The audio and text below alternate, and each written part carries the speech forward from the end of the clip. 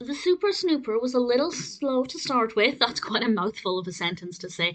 But once it got going, and especially towards the end, which I won't divulge, I won't spoil it, but certainly once it got underway, I actually began to quite enjoy it.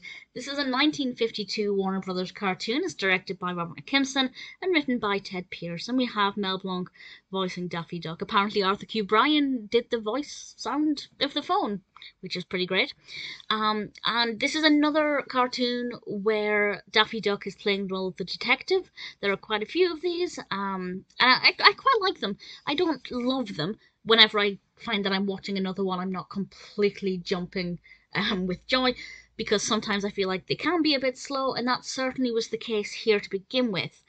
But actually, once we got to meet a certain female character, and we got to find out a bit about her, it began to get a little bit interesting. So somebody phones up Daffy in the guise of Duck Drake, and he feels that he has to go and solve this murder case. But when he gets there, things are not quite as they seem.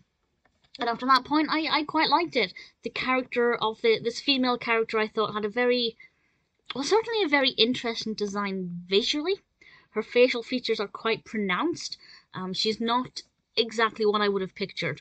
She's not as perhaps elegant as I would have pictured. Plus, a duck wearing lipstick.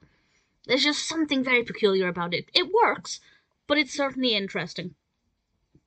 As I said, it was a little bit slow to begin with, but once it got going, I began to quite enjoy it.